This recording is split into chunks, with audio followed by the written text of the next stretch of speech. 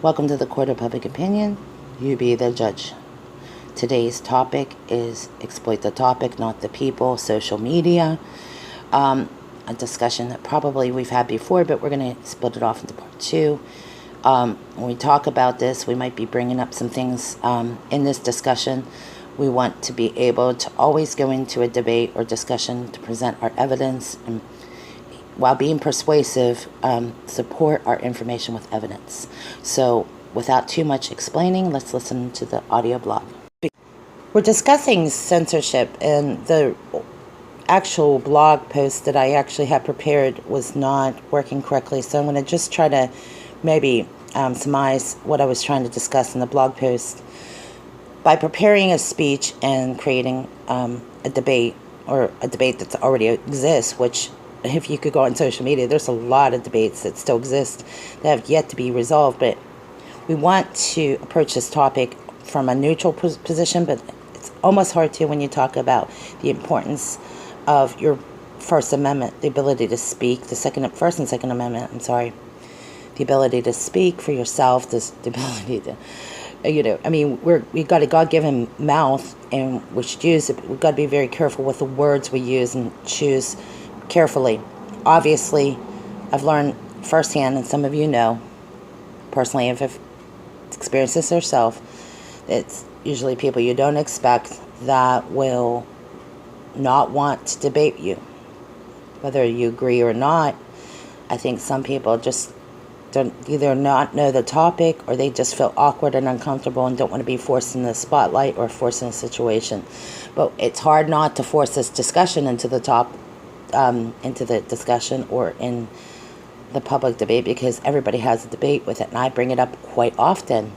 I figure this: I don't always know why people even subscribe to certain people. If it's just a conflict for them, if you're going to discuss a topic, even if you oppose the views and opinions of others, you should know something about these debates. A lot of them are fabricated. A lot of them, it's meant to pit others together. So we always try to go in with the idea to have a resolved or solution. It's just something I learned early on. I've always been about solutions, always been about neutral answers. That doesn't mean you go into debate, not debate the discussion or avoid the topic. There's a lot of people that do a lot of avoiding, by the way. So we try not to be very passive. You want to be assertive in the right way. I'm confident when we talk about topics like this that we're not going to go too far beyond that point. Sometimes we do. I realize emotions get the best of us, but what happens is, if you're going to critique them as a journalist and as somebody who wants to critique something, believe me, you're going to put a lot of your personal stuff into it. So try to be very careful to not make this about you. Really, the idea behind journalism is not to make this personal. It's really much better to be independent and neutral. We like to appreciate that. That way you can have a well-rounded discussion. I got to the point where these debates are polarizing, and you do decide at some point, and I've made this decision throughout the last couple months, to take a more neutral approach. And not because I want to be oppositional personally, but as much as I personally believe that there's some candidates that are out in the field that I like and dislike, I try to be more neutral because I want to know all sides of the topic. It's really hard when you fog your lens, though. And when we talk about interactions outside or inside the social media, we want to be able to have a climate where we can go outside this public debate, and we don't want to stir people up. I mean, if we're going in there to create some opposition, I would be very careful. These are just caution. I want to take caution to these topics. I'm very selective. I've done a lot of homework. I've studied a little bit about some of these topics, and some of it, while I may have had strong opinions and strongly agree, I also realized that you can't keep up that.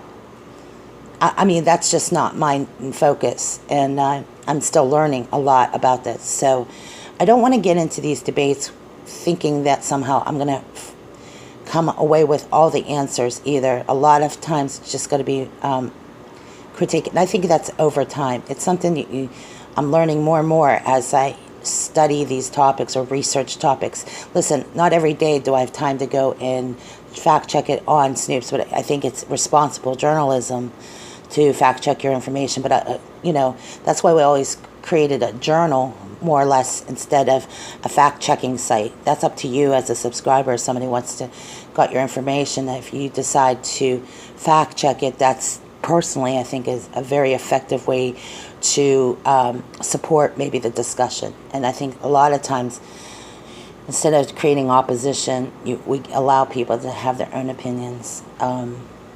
It's the point of the court of public opinion, because you can be the judge of that information.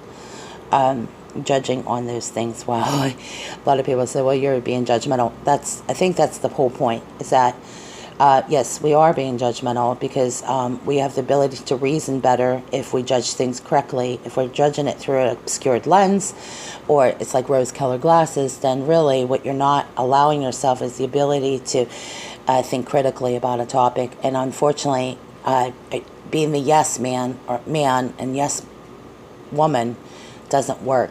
You have to be assertive. It's just the reality in the world we live in.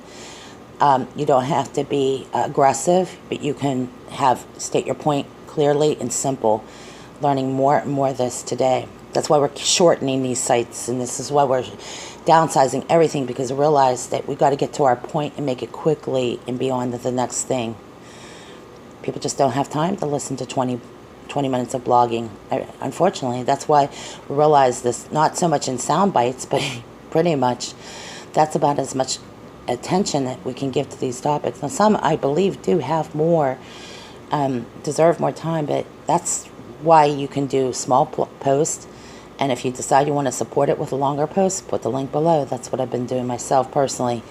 So I want to end this discussion not based on what I just discussed, but, obviously, I don't want to make this personal, but there's obviously, we lose a lot of friendships, we lose a lot of relationships, and you don't have to live this way. You don't have to be chained to the computer to get your point across. I do a lot of homework on some topics, so I always want to have a variety, so I post a lot on my page. I apologize for those who don't want to read these topics. That's just my deal, and there's a lot of people like me on my Facebook page that do enjoy these topics or want to learn more or something like along those lines. I try to create a healthy balance where we can have some comic relief. We need the more intense these topics, the more comic relief you need. So if there's any solution that I want to come away with, is some comic relief. And if I can learn from any blog post or topic, is that there's something anecdotal with comic relief. I want to be careful in every respect, though. I don't want to be discussing topics that are going to be hurtful and mean. That is not my intention. I know, I'm trying to be as fair-minded about these topics. I always like to think that I'm neutral.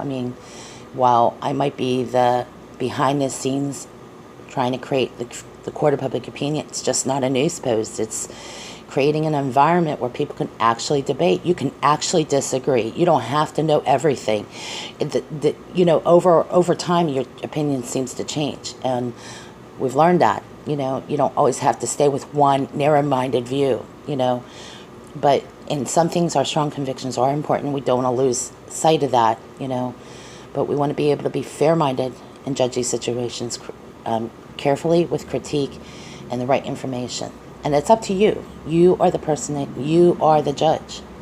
Signing off here for the Court of Public Opinion. Thank you for your time.